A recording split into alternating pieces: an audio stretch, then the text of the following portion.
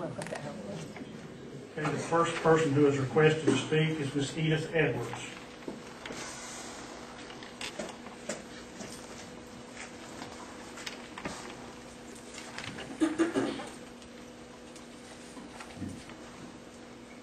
Good evening. You have a letter in front of you, Commissioners, that I'm going to refer to, and also the letter of the Daily Courier of yesterday. Some people don't get the Daily Courier, they tell me, but they should have gotten yesterday's, because I was stunned to see my name and my husband's name in print on the front page of Sunday's October 31st paper, referring to the statement that we are opposed to the emergency service building in Henrietta. That statement is untrue, inaccurate, misleading, incorrect, and I find it absolutely appalling.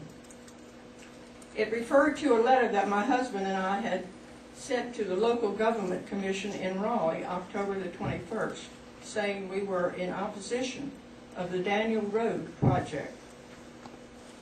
I now read to you the comments concerning this subject from my letter to Raleigh. We oppose expenditures on the Daly Road property. This letter continues with statement, we support the parks and the medical emergency services at Henrietta. For someone in the county government deliberately, knowingly, it to be untrue, the paper printed it without verification, accuracy, and damage to our reputation. No one in this county has more appreciation of Cliffside and Henrietta than my husband Henry, who was born in Cliffside 87 years ago, who joined the Cliffside Methodist Church in 1935, finished high school in 1940, worked in the cotton mill at 16 years of age to get money for tuition to attend Brevard College, and then left college to serve in the U.S. Coast Guard in World War II.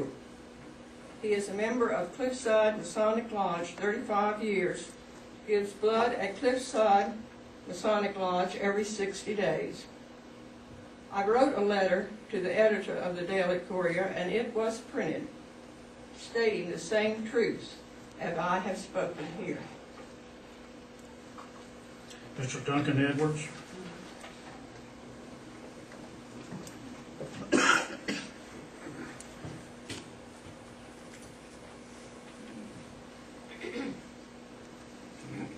Thank you and good evening. I've not been up here for a while, but last January I did sort of resolve to speak about better communication, hopefully causing smaller problems. Well, apparently that resolution did not get up to the front desk there. There have been some inflammatory and accusatory statements made that are wrong. And let's go back and remind ourselves that in 2005, two of you who are sort of retiring soon from this job were on the board when you refused to revisit the right-of-way, as was the right written into the documents. You used your employees to say there was no foundation. That was legally wrong and it was irresponsible. Because just 2 months later, the county attorney changed your mind. And so in 2007, we revisited the right-of-way. You claimed the tax office was doing everything right. The state government in Raleigh had to tell you that you were arbitrary. So, again, you were wrong. And you, Mr. Chairman, for that specific issue, said you were troubled. I heard those words on the radio. You were wrong when you were troubled, because when the county lost, you were wrong to fail to understand why. What you failed to do and to say is the real story. You failed to make it well known that the proposed financing that really made the news would limit other projects in spending for quite a period of years, 5 or 6 years. You failed in the public hearing to allow time for these subjects. But one place you've succeeded is making an absurd and reckless statement about endangering citizens and politicizing the issue. Endangering citizens because it's going to take 1 month. If you had wanted to move this up and allow time for the LGC to do its deliberations, you could have done so within your plan and had plenty of time. Your schedule is not at anybody else's control but right up here. You compressed the schedule. You succeeded in making the animal shelter the center of attention for the last 2 to 3 years, including spending millions of dollars on the property and planning while leaving out the Henrietta EMS. When you did that, you put pets before people. You spent enough money to build the Henrietta EMS and do the park improvements a couple of times over, and you could have done it a couple of years ago. There could be ENS in Henrietta right now if you'd have done that, if you'd accelerated that schedule, but you put pets before people. You're still making it political, but I ask the same comments I asked earlier. Let's make it practical. Let's make it better communication.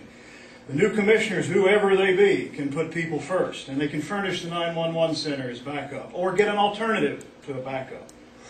Let's improve the parks where the community is involved. It's taken Raleigh to fix this. Let's hope they do it.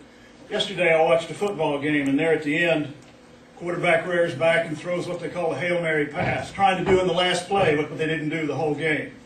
You're trying to do something in the last session or two what you didn't do in 8 years. Mr. George Paget.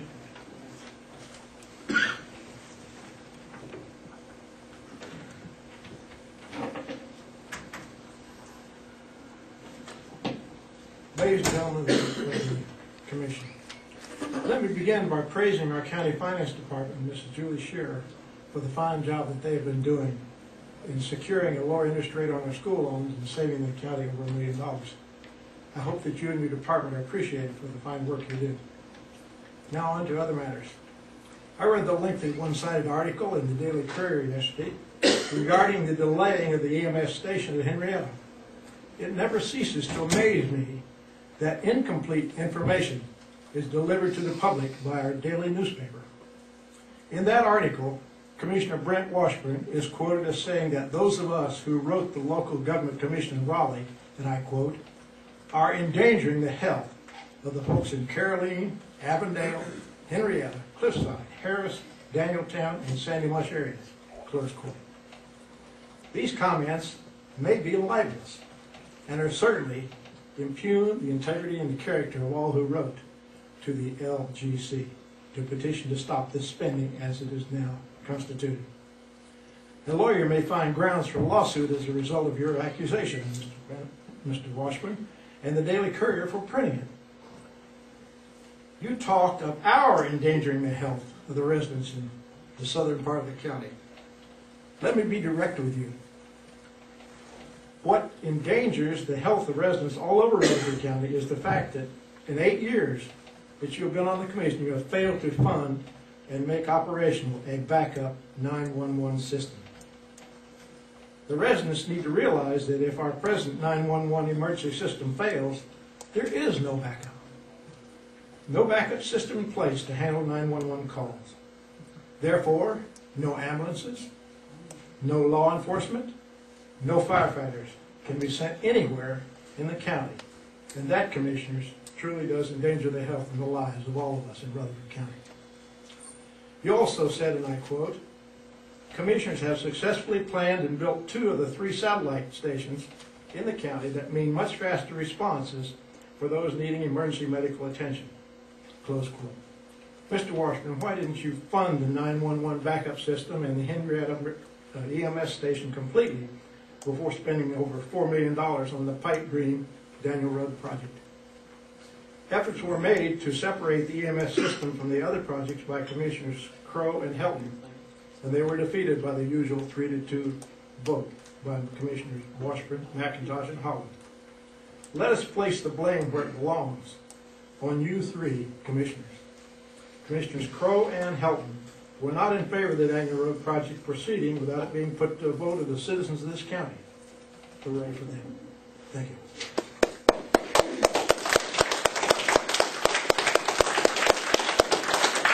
Jamie Lou Paget.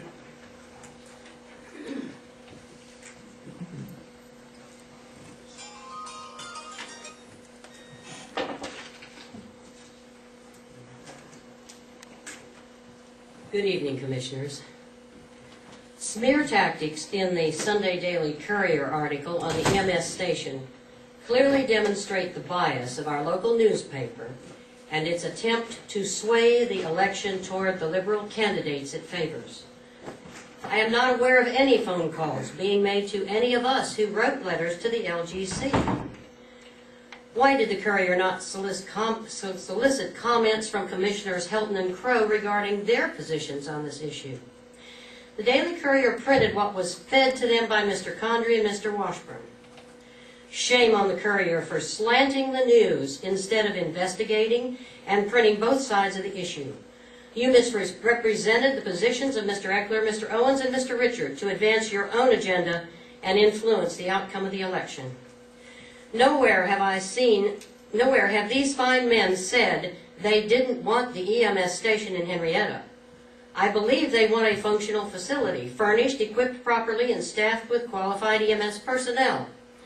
They also believe a backup 911 system should be in place for the good of the people of this county. They have stated that they will freeze new spending and construction on the Daniel Road project.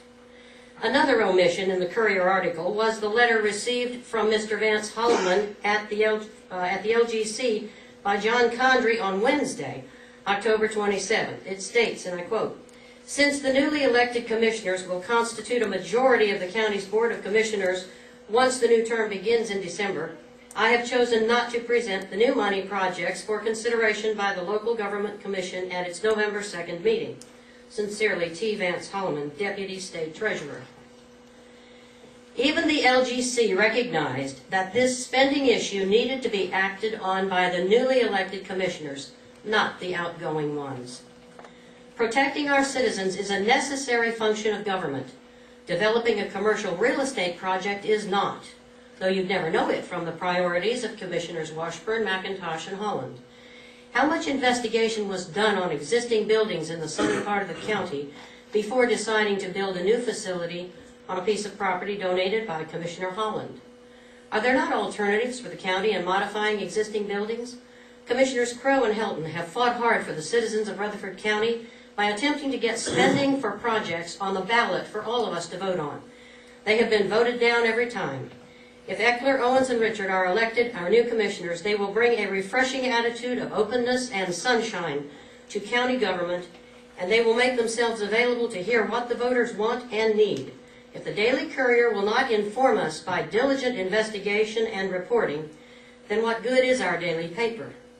Does the Daily Courier even have an investigative reporter? I submit that editorializing does not belong on the front page of any newspaper.